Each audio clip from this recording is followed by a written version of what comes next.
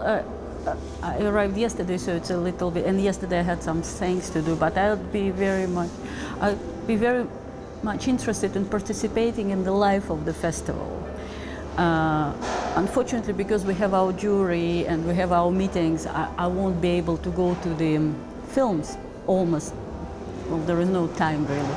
But anything beyond this, any life of the festival, I would very much like to participate for a very simple reason. Before coming here, I found on internet your film, Astra, made for 15 years of the festival, I don't know which year. And I found the whole life around festival so interesting, so I'm really looking forward to participate in this life. And I have to confess that I'm going to go downstairs in this room where you can view the films, and that I found already, I went through the research system, and I want to see some of the films, old films, which I very much like to see, because you have this great system, you can sit there and watch the films. So those two things. And discover that Sibiu as well, of course, which is a very beautiful place. Yes.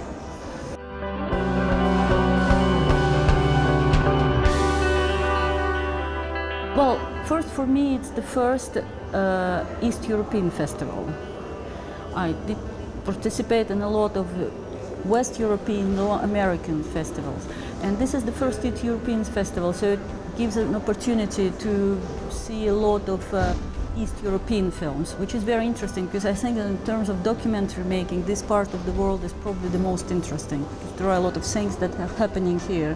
And there is this old school and new school, and we don't see that many of these films in the other festivals. This the big difference of Astra. Another thing which I noticed, that because you are spread over the Sibiu, you know, there are several places, venues to see the films, it's kind of, you feel like the whole city takes part in the festival, which is quite unusual. Because normally, you know, you are locked in one place. So these two things, I think, are quite different. And also, most of the people I deal with, I mean, the organizers, the staff of the festival, I don't say organizers, the staff of the festival is very young, which is also very nice. Okay, there is a lot of energy here.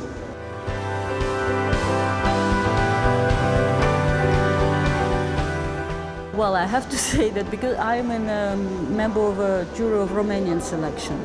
So beyond Romanian selection, so far I saw only one film, but I will see more. This is my idea, because I've already viewed all the Romanian selection films, and I think that selection is very strong.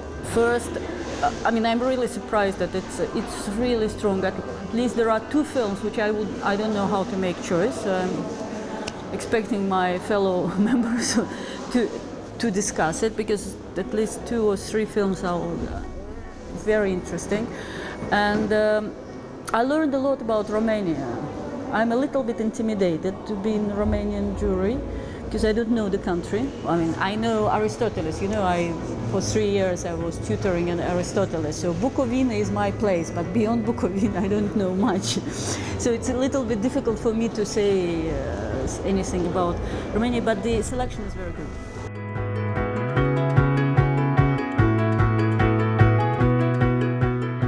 You know, as we always say, you know, documentary is such a large area. You can have this and that and everything. And so the opinions are very different. The filmmakers are very different. You see it from the films, and the audience take it differently. For me, this story is very important. For me, there is no film if there is no story. Not only documentary, but feature as well. Because you can put the camera in a way you can do the treatment of picture, you can use this aerial shots, you know, all over the place. But if there is no story, there won't be film. So this is why I think that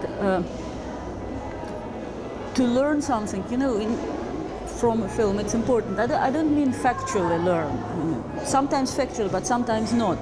But to learn something, that there is a story. Sometimes it's historical, sometimes human, whatever, but you are there, the people tell you something. And from this point of view, the selection is very strong.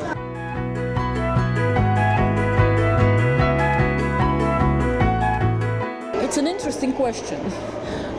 One of the reasons, I would quote somebody else. There is this British historian or sociologist, his name is Theodore Zeldin. Well, he's sort of an expert on France. He published like 10 books on France. Very good, by the way. If somebody wants to know anything about France, he's very good. And he did this conference where he said that if the 19th century it was century of the wars, 20th century of the war, 20th century of technology, the 21st century will be the century of meeting the other. We need to meet the other people. And documentary is the best way to meet the other people. Because the feature film, you have always this idea that it's not true.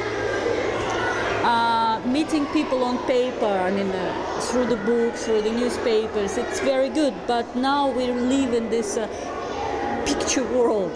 This century is, everybody is filming, everybody is taking pictures. I've just come back from China 2 days ago.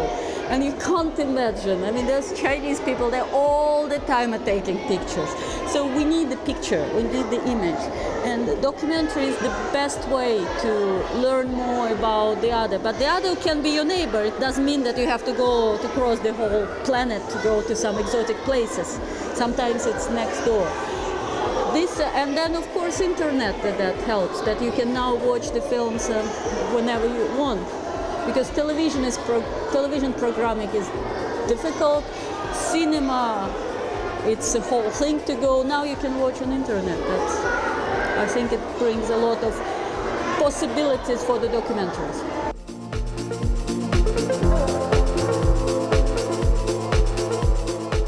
Technically speaking, yes. Technically speaking, there is a camera, there is image, sound, mixed together.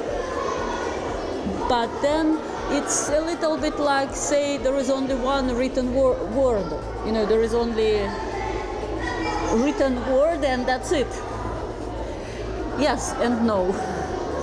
The same with the films, like you can always, but the division, feature films, documentaries, it's one kind of division. You can have another one, films on big screen, films on internet and films on television. It's also division because when you go to cinema, never mind it's a feature film or documentary, it's one thing, and when you watch it at home with your computer, it's a completely different thing.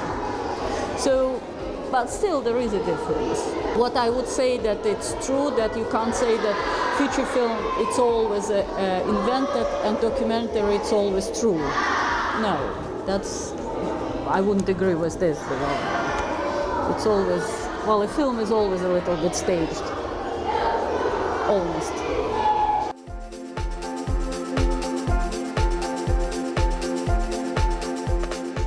Definitely, because it's easy in terms of organization and it's cheaper in terms of budget.